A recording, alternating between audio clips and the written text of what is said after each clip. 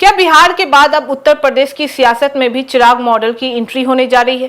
क्या 2027 में यूपी की 403 सीटों पर चुनाव लड़कर चिराग पासवान सीधे बीजेपी और समाजवादी पार्टी के वोट बैंक में सेंध लाने की तैयारी कर चुके हैं? और सबसे बड़ा सवाल कि क्या यूपी में भी मोदी के हनुमान नया सियासी खेल खेलने वाले हैं?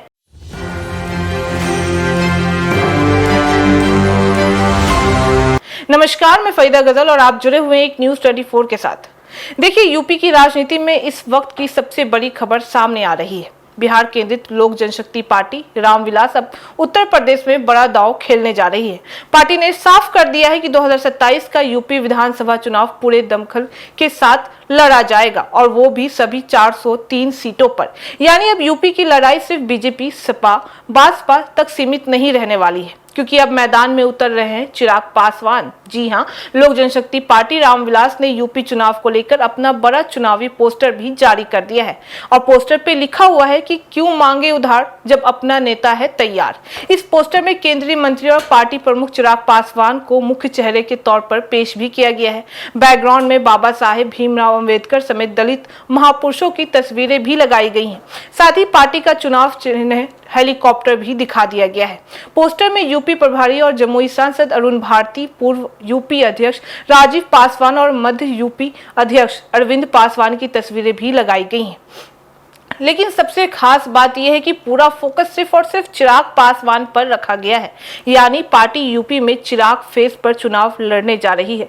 अब सवाल उठ रहा है कि आखिर यूपी में चिराग पासवान की राजनीति क्या है।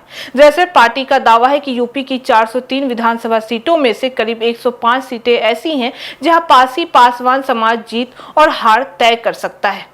यही वजह है कि पार्टी अब दलित वोट बैंक में अपनी मजबूत पकड़ बनाने की कोशिश भी कर रही है।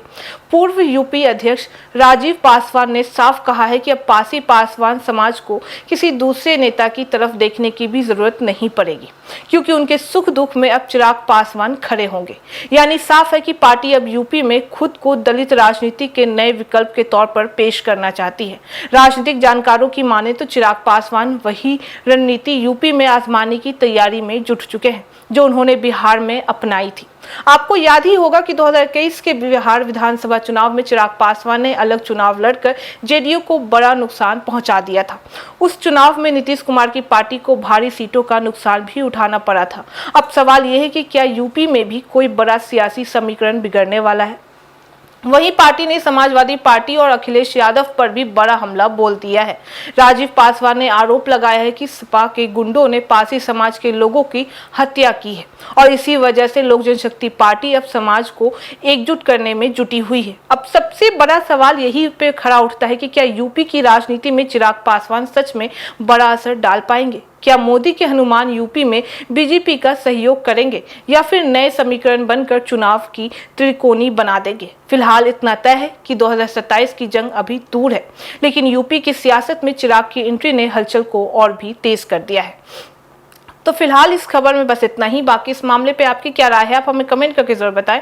ऐसी तमाम खबरों के लिए देखते रहिए न्यूज़ 24, हर खबर सबसे पहले सबसे सटीक। वीडियो को लाइक करें, शेयर करें और चैनल को सब्सक्राइब करना ना भूलें। धन्यवाद।